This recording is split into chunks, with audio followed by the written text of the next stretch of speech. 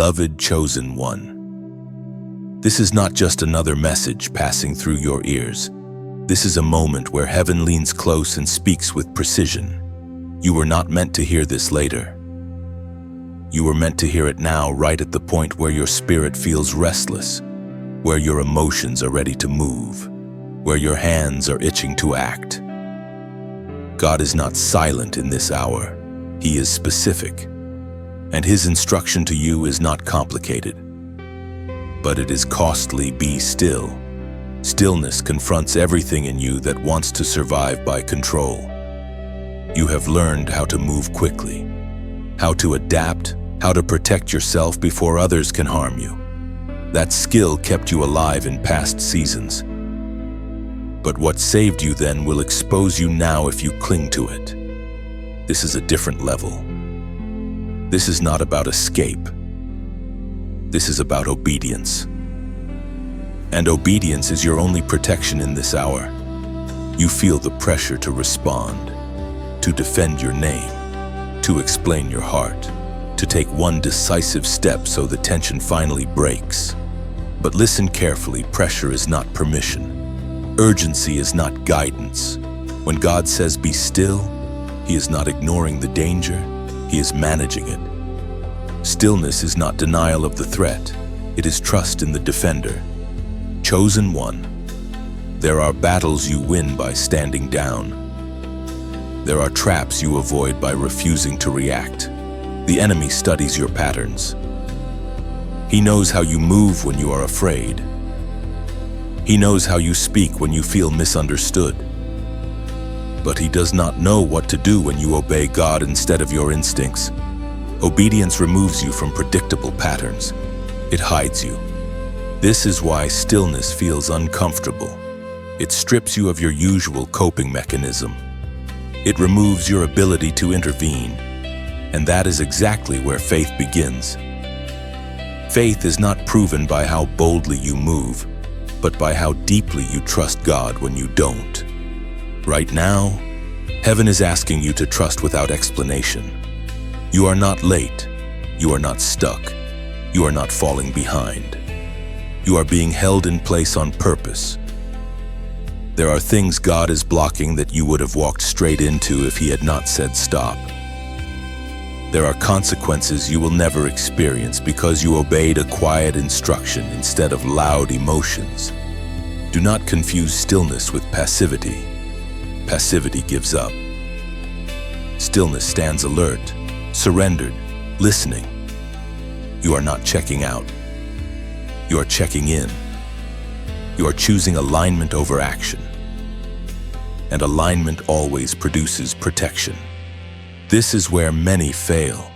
They think obedience should feel peaceful immediately. But the first wave of obedience often feels like anxiety, because your flesh is losing control. Your spirit knows God is right, but your mind is screaming for certainty. That tension is the test. Will you move to relieve discomfort, or will you remain to preserve covering? Hear this clearly. Chosen one, if you move now, you move alone. If you stay, God stands in front of you. This is not fear-based obedience. This is wisdom-based survival. There are words you are not supposed to say yet, decisions you are not supposed to make yet, doors you are not supposed to knock on yet. Timing is doing more for you than effort ever could. You have already seen what happens when you rush. You have watched things fall apart not because they were wrong, but because they were early.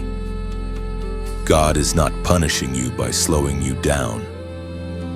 He is protecting you from repeating cycles that almost destroyed you. This pause is mercy. Don't do it, no matter the price, no matter how convincing the opportunity looks, no matter how justified your reaction feels. This is not coincidence. This is divine intervention. Heaven is restraining you because something is being set in order ahead of you. And if you obey, you will walk into safety you didn't have to fight for. As the voice of God thundered in the book of Exodus, chapter 14, verse 13. Do not be afraid. Stand firm and you will see the deliverance the Lord will bring you today. Notice the instruction before the miracle. Stand firm, not advance, not explain, not attack. Stand. Firmness here is not aggression, it is trust. God delivers while you remain where He placed you. Movement would have broken formation. Stillness keeps you covered. Chosen one, this is your moment to choose obedience over impulse. Stillness over survival instinct. Trust over control. If this word is speaking directly into your situation, let it mark you. Like this message so it reaches who else needs to hear it. Share it with someone who is struggling to wait. Subscribe so you stay connected to what God is releasing next. And as a sign of agreement, not noise, not performance, but alignment, type 77 in the comments. Let it be your quiet declaration that you will stand firm and let God fight. Chosen one, now that you have heard the command to be still, you must understand why movement at the wrong time invites danger. Stillness is not only about where you stand with your body, it is about what you release with your mouth. Your emotions and your plans. Many are not destroyed by enemies, they are exposed by themselves. What God is teaching you in this season is restraint, because restraint is wisdom wearing silence. You are carrying strategy, even if you don't yet have language for it. God has placed insight in you, direction in you, solutions in you, but not everything revealed to you is meant to be revealed through you yet. Premature disclosure is one of the most common ways favor leaks. When you speak too early, you allow others to interfere, delay, contaminate, or compete with what God is still forming. This is where obedience becomes very practical. The instruction is simple but demanding. Keep your strategy hidden until God authorizes its release. Silence is not secrecy born of fear. It is discipline born of understanding. You are not hiding because you are ashamed. You are guarding because what you carry is valuable. Chosen one. There are people who love you but cannot steward your vision. There are listeners who mean well but will plant doubt. There are observers who smile while measuring you. Not everyone around you needs access to what God whispered to you. Wisdom knows the difference between connection and access. One of the most dangerous assumptions is believing that excitement justifies disclosure. When God gives you clarity, your first impulse may be to announce it, to confirm it out loud, to seek validation, to feel real by being witnessed. But clarity does not require an audience. Assignment does not require applause. Many plans collapse not because they were wrong, but because they were spoken into the wrong atmosphere. Keeping strategy quiet protects you from three things: unnecessary opposition, premature responsibility, and spiritual interference. When you announce something too early, you feel pressured to perform before you are prepared. You start managing expectations God never asked you to create. Silence keeps you free to grow without being watched. There is also a spiritual reason for this restraint. The enemy does not need to read your mind if he can listen to your mouth. Loose words create loose borders. Discipline in speech strengthens your covering. When you say less, you hear more. When you reveal less, God entrusts you with more. This does not mean isolation, it means discernment. You are allowed to have counsel, but counsel must be chosen, not random. One or two trusted voices aligned with God is different from public commentary. Even Jesus did not reveal everything to everyone. He spoke in parables not to confuse, but to protect timing. Chosen one. Here is a practical instruction for this season. If you feel an urge to explain, pause. Ask yourself, did God ask me to share this? Or am I trying to relieve internal pressure? Many words are released not because they are necessary, but because silence feels uncomfortable. But discomfort is not danger. Often it is growth. Another instruction: let actions mature before explanations follow. When something is complete, it speaks for itself. When it is unfinished, explanations weaken it. Results silence critics better than arguments ever could. Timing will defend you better than justification. You may notice that when you stay quiet, some people grow impatient with you. They may press you for answers, clarity, updates. Let them. Pressure from others does not equal permission from God. You are not obligated to satisfy curiosity. Obedience always answers to God before people. There is also humility in silence. You acknowledge that the plan is not yours to promote, only yours to steward. God does not need you to advertise what He is about to do. He needs you to protect it. Strategy grows best in obscurity. According to what is revealed in the book of Proverbs, chapter 13, verse 3. The one who guards his mouth preserves his life, but the one who opens wide his lips comes to ruin. This is not poetic exaggeration. It is spiritual law. Words open doors. Some doors should remain closed until God Himself opens them. Guarding your mouth is not about fear of people. It is about reverence for timing. Chosen one. Stillness in action and stillness in speech work together. When you stop moving too soon and stop speaking too much, you create space for God to move without interference. Silence is not emptiness, it is containment. It keeps the assignment intact. There will come a time when God will tell you to speak, to declare, to move boldly. But that time will come with authority, not anxiety. It will feel clear, not pressured. Until then, your quiet obedience is building a wall around what matters.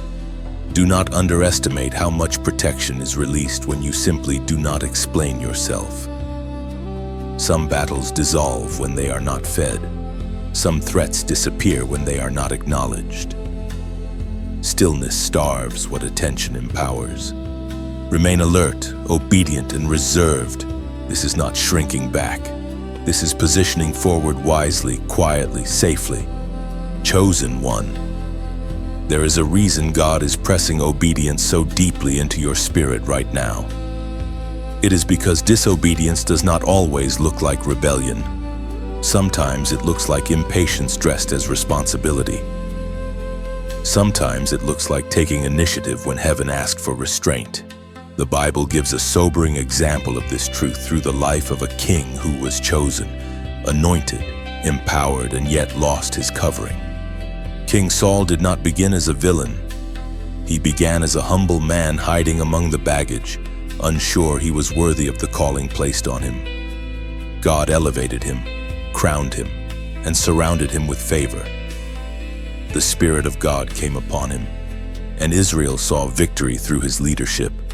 Saul had authority, position, and divine backing, but what he struggled with was waiting. In the first test, recorded in the early days of his reign, Saul was instructed to wait for the prophet Samuel before offering a sacrifice. The situation was tense. The people were scattering. The enemy was gathering. Time felt dangerous. Saul looked around and decided that doing something was better than doing nothing. He offered the sacrifice himself, an act that seemed reasonable, even spiritual, but it was unauthorized.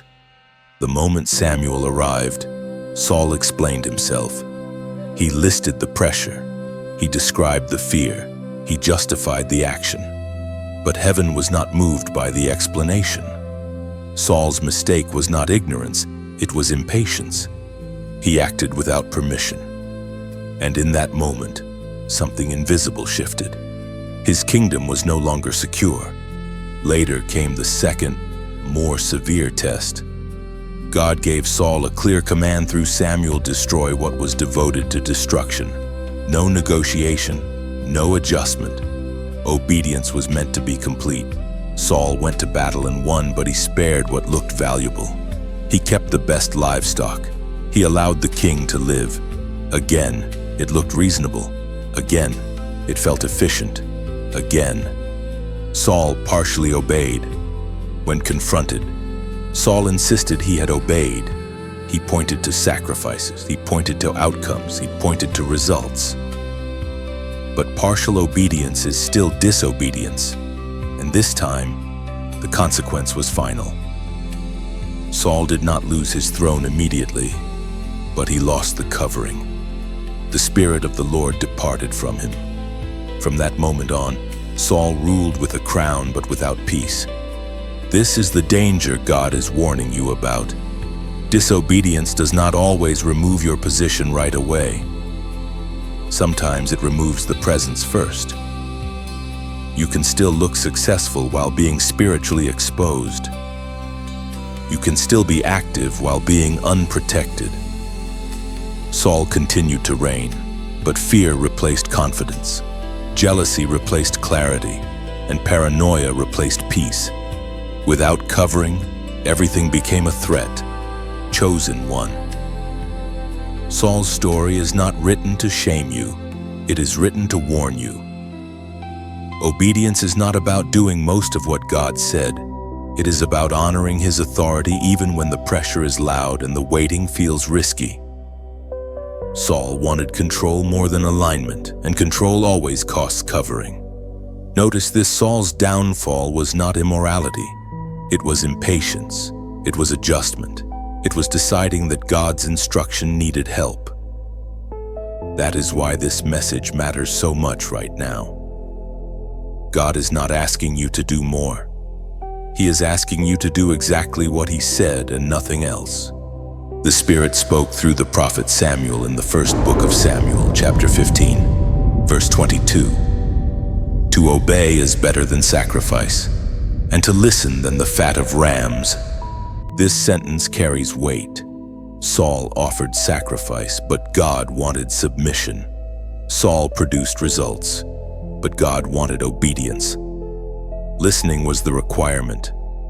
Obedience was the protection. When Saul chose differently, he stepped out from under divine covering. You must understand this clearly. Obedience keeps you hidden. Disobedience makes you visible.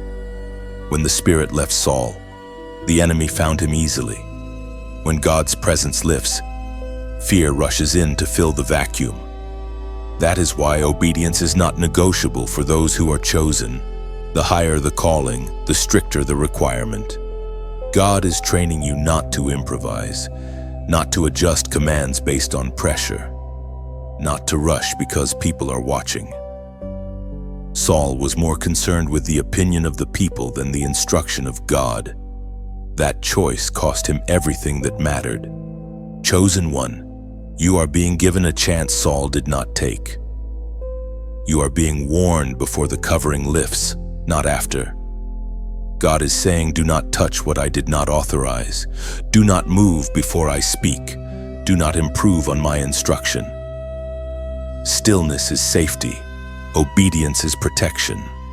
If this truth lands heavily in your spirit, respond with one short declaration in the comments: I will obey. This is not a slogan, it is a decision. It means you choose God's timing over pressure, God's command over logic, God's covering over control.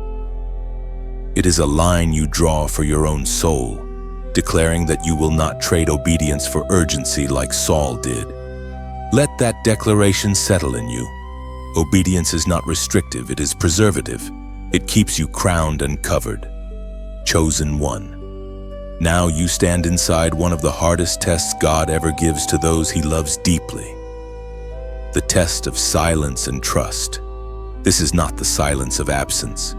This is the silence of instruction. It is the quiet space where God watches not what you say, but what you restrain yourself from saying. Not where you go, but where you refuse to go. Silence here is not emptiness, it is weight. This test feels dangerous because it strips away feedback. When you are silent, you don't know who is with you or against you. When you wait, you don't know what is being decided behind closed doors. When you obey without confirmation, you feel exposed. And yet, this is exactly where trust becomes real. Anyone can trust God when outcomes are visible.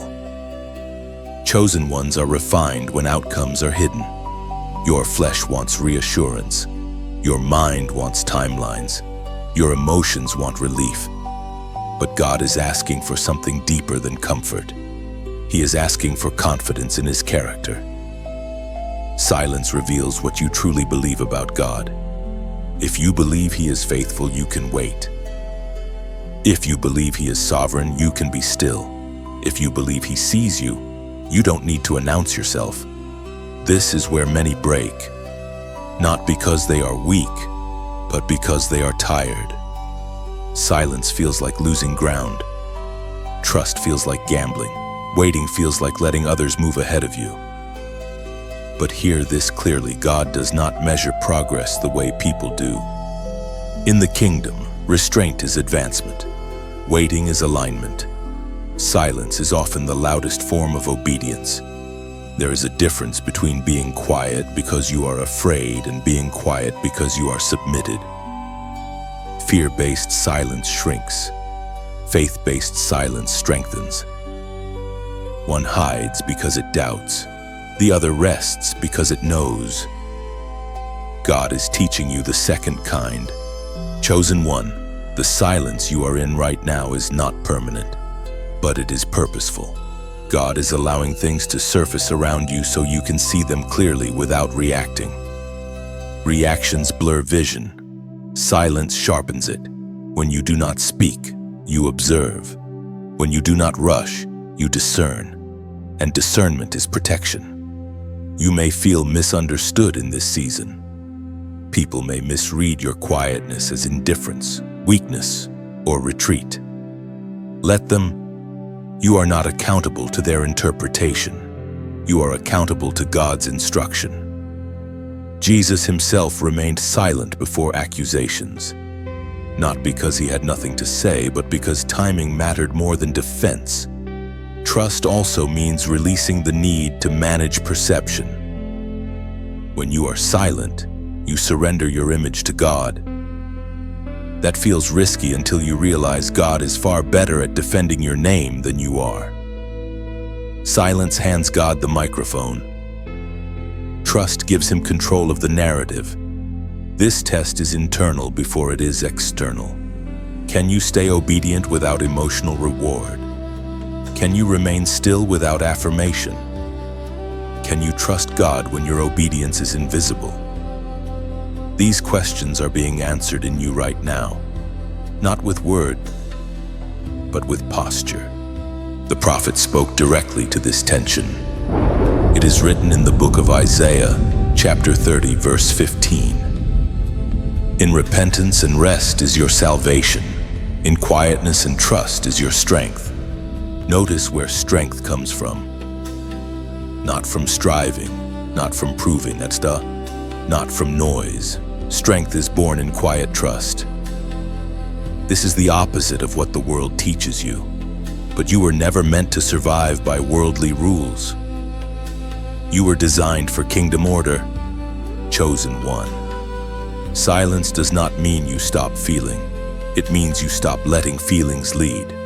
Trust does not mean you understand everything. It means you decide who you believe. Every day you remain still. You are telling heaven, I trust you more than my urgency. And heaven responds to that language. There is something being built in you right now that cannot be rushed: spiritual authority. Authority that is not reactive. Authority that is not defensive. Authority that does not panic when challenged. That kind of authority only grows in silence. Soon enough, God will speak again. Soon enough, movement will be authorized. When that moment comes, you will not need to scramble. You will move with clarity and power because you waited well. Silence now produces precision later. If this message is helping you remain grounded in a season of waiting, consider gently supporting it by liking so it reaches others who are struggling with silence. Sharing it with someone who needs encouragement to trust God's timing. and subscribing so you stay connected to what God is unfolding step by step. This is not about noise. It is about staying aligned together. Remain quiet. Remain trusting. You are not losing ground. You are gaining strength. Chosen one. Now you must understand what happens when you remain still and obedient while everything around you looks active. This is the part few people see, because it happens beyond your effort. This is the moment where God begins to fight on your behalf while you wait. Not later, not eventually, now. Most people assume that if they are not moving, nothing is happening. But in the kingdom, stillness is often the signal that activates divine movement. When you obey God by waiting, you step out of the battlefield and into alignment. And alignment gives God legal authority to intervene. There are battles you cannot win by engagement. There are conflicts that grow stronger the more you explain, defend, or react. God knows this. That is why He commands stillness, not because the threat is small, but because His strategy is greater. When you stay still, you remove yourself as the focal point, and God becomes the defender. This is difficult for you because you are wired to take responsibility. You don't like loose ends. You don't like unresolved tension. You feel safer when you are doing something. But God is teaching you a higher safety, one that does not depend on your activity, but on His authority. While you wait, God rearranges variables you don't even know exist. Conversations are redirected. Decisions are delayed. Opposition loses momentum. What looked certain begins to shift, and it happens quietly, without announcement, without drama. Divine warfare is often silent until the outcome is visible. Chosen one. This is why obedience is protection. When you move ahead of God, you fight exposed. When you wait, you fight covered. God does not need your help to defeat what He already outmatches. He needs your cooperation to not interfere. There is also a humbling truth here: some battles are not yours to understand. If God explained everything He was doing, you would try to manage it. Waiting keeps you dependent. Dependence keeps you safe. You may feel like nothing is changing because nothing around you is responding yet. But change does not start where you can see it. It starts where authority is exercised. God works upstream. By the time effects reach you, the decision has already been made. This is why Scripture repeatedly shows moments where God tells His people to stand still while He acts. Not because they are weak, but because He is strong. Stillness is not withdrawal. It is trust that God is present in the unseen. As you wait, your job is not to scan for signs, it is to remain obedient. Obedience sustains protection longer than awareness ever could. The moment you start moving because you think the danger has passed, you step out too early. Stillness must be complete, not partial. This is where faith matures. Immature faith needs constant reassurance. Mature faith rests in God's character. You are being trained into maturity. That is why this season feels quiet but intense. God is strengthening your inner posture. There are forces that cannot touch you as long as you remain where God placed you. There are outcomes that cannot manifest until you stop interfering. This is not punishment. This is partnership.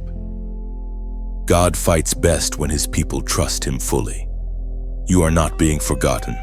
You are being defended. As was spoken in the sacred texts of old, in the second book of Chronicles, chapter 20, verse 17, you will not have to fight this battle. Take up your position, stand firm, and see the deliverance the Lord will give you. Notice the order again. Position first. Standing firm second. Deliverance follows. God does the fighting, but you must stay where He told you to stand. Movement breaks position. Obedience holds it. Chosen one. If you have been tempted to intervene, to step in, to force resolution. This is your confirmation to remain still a little longer. God is already moving, you just cannot see it yet. Let this truth settle deep. You are not passive. You are positioned. You are not delayed. You are defended. Heaven is active precisely because you are still. If this resonates with your spirit and you choose to remain obedient in this waiting season, mark this moment by typing 999 in the comments. This number represents completion of struggle and trust in God's intervention, not because the battle is loud, but because it is already decided. Remain where you are. God is fighting for you. Chosen one. There is a truth few are willing to accept, but you must face it with clarity. Protection is not automatic. It is conditional. It is timed. It is directly connected to your obedience in the present moment. This is the narrow window God is bringing you to understand now. Protection exists, but it is not indefinite when instruction is ignored. God's mercy is wide, but His instructions are precise. When He says stay, He means stay.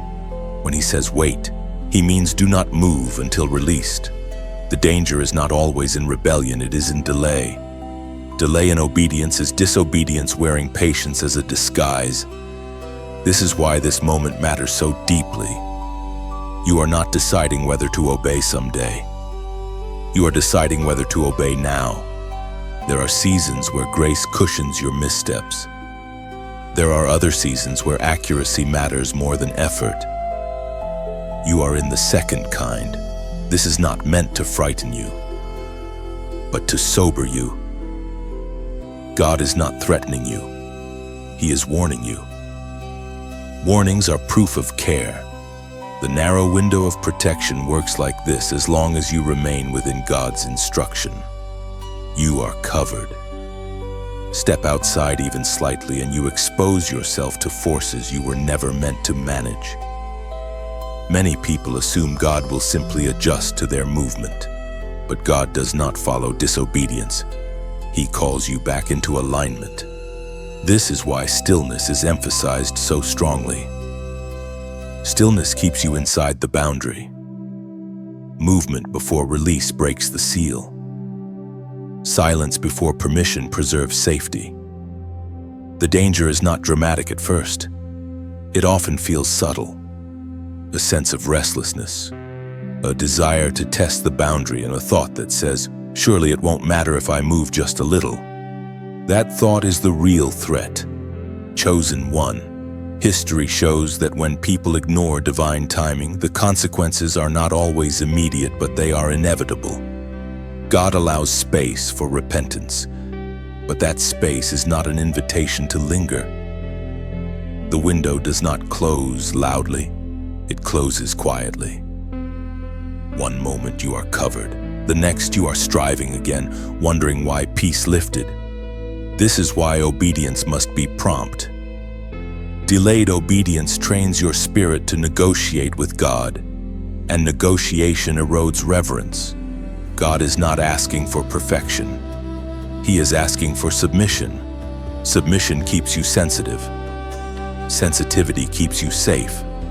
You must also understand that this window is personal. What others can do without consequence, you cannot. What others can say freely, you must withhold. What others can rush into, you must wait to be sent. This is not favoritism, it is responsibility. The more you are called to carry, the stricter the boundary around you. You have felt this already. That inner check when you are about to act. That quiet resistance when you are about to speak. That unease when you consider moving ahead. Those are not random feelings. They are warnings wrapped in mercy.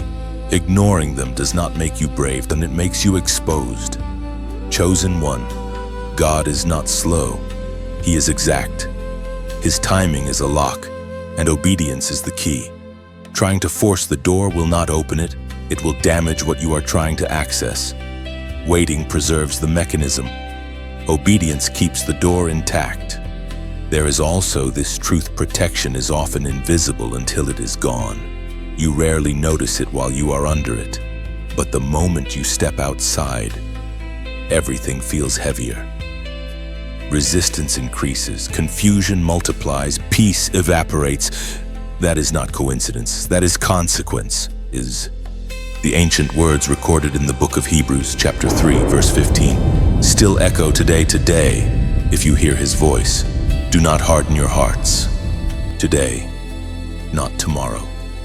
Not when it feels safer. Not when you understand more. Today. Hardened hearts are not always angry hearts. Sometimes they are distracted hearts. Sometimes they are tired hearts. Sometimes they are hearts that delay one instruction too long. God is speaking now because the window is now. This does not mean catastrophe is looming, it means opportunity is precise. Protection is available, but it is accessed through responsiveness. You are being asked to remain tender, alert, and obedient. This is not about fear, it is about wisdom. A wise person does not test boundaries to see how far they can go. A wise person stays where safety is guaranteed. Stillness keeps you in the center of God's will. Obedience keeps you under His hand. You are closer than you think. That is why accuracy matters. That is why restraint is required, and that is why God is firm with you in this season. He is not pulling away. He is guarding what is next by protecting you now. Remain where He placed you. Respond when He speaks. Do not delay what He has already made clear. The window is narrow, but you are inside it. Chosen one. You are now standing at a threshold that few reach and even fewer recognize. This is the moment just before sudden promotion, the quiet space where obedience finishes its work and elevation is prepared. Nothing looks dramatic yet. Nothing has changed outwardly, but inwardly, authority has already shifted. Heaven has taken note of your restraint. Stillness was never the destination. It was the preparation. Obedience was never meant to keep you small. It was meant to make you ready. God does not elevate those who rush Him. He elevates those who trust Him enough to wait until He speaks again. And now, something is changing. Promotion in the kingdom rarely announces itself. It does not come with applause. It comes with release. Suddenly, clarity replaces confusion. Doors that resisted you open without force. Conversations turn in your favor without explanation. You realize you are no longer striving for position. Position is responding to you. This is because obedience reshaped you. Waiting refined your discernment. Silence matured your authority. You no longer need to react to prove strength. You no longer need to explain to feel secure. You move differently now, slow, deliberate, aligned. That is the mark of someone who has been prepared, not merely gifted. Chosen one. Elevation without obedience creates pride. Elevation after obedience creates stewardship. God is not promoting you to impress others. He is promoting you to carry weight. Weight requires stability. Stability is built in seasons like the one you just endured. This is also why the promotion may feel heavier than expected. With elevation comes visibility, and with visibility comes responsibility. But you are not stepping into this exposed. You are stepping into it covered. The obedience that protected you in stillness will now protect you in movement. Do not rush this moment either. Even promotion has timing. God does not elevate you into chaos. He lifts you into order. He positions you where your gifts can function without destroying your peace. That is why He took so much time shaping your inner posture before shifting your outer circumstances. You may notice that some people cannot follow you into this next phase. That is not punishment, it is alignment. Not everyone who was present in your waiting season is assigned to your rising season. Release them without bitterness. Obedience also means letting go when God adjusts your environment. Chosen one, this is where humility must walk with authority. You do not arrive arrogant. You arrive grounded. You do not boast about the waiting, you honor it. You know what obedience cost you, and you respect the process enough not to shortcut it again. The elevation ahead of you will require continued listening. Stillness does not disappear after promotion. It becomes internal. You learn how to move while remaining anchored, how to speak while remaining submitted, how to lead without losing reverence. This is mature authority. There is a promise connected to this posture. As the Apostle Peter wrote to the early believers in the first letter of Peter, chapter 5, verse 6, "Humble yourselves, therefore, under God's mighty hand, that he may lift you up in due time." Due time, not early, not forced, not rushed. Due time means the moment God knows you can stand without losing yourself. Your obedience proved that you could. Chosen one, take a breath here. You are not behind. You are not forgotten. You are not overlooked. You are arriving exactly on schedule. The stillness did its work. The waiting purified your motives. The obedience secured your covering. Now, movement will feel lighter because it is authorized. As you step forward and remember this season. Let it shape how you treat others who are still waiting. Let it keep you gentle, patient, and discerning. Authority that remembers stillness is authority that lasts. If this message has walked with you through the waiting, and if it has strengthened you to trust God more deeply, consider supporting it in a simple, sincere way.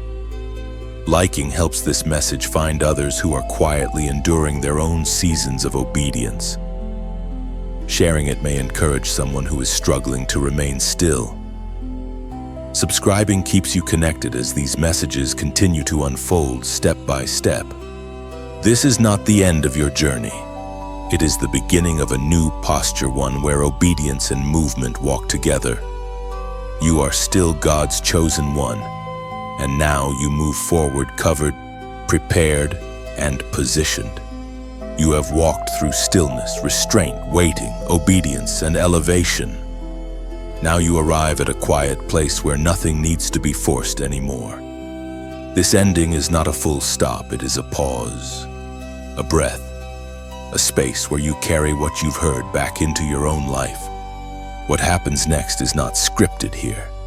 It will unfold in the ordinary moments, in the choices you make when no one is watching, in the restraint you practice when pressure returns, in the trust you choose when clarity feels incomplete. You don't need to rush to label this moment. Let it settle. Let it work inwardly before it ever shows outwardly. You are not leaving with answers to every question. You are leaving with alignment. And alignment will guide you better than certainty ever could. Stillness taught you how to listen. Obedience taught you how to remain covered. What comes next will teach you how to move wisely. If this message stayed with you, you're free to let it end quietly. And if you feel it may help someone else who is waiting, you may like or share it in your own time. There is no pressure, only invitation. Carry this with you gently. The rest will reveal itself when it's time.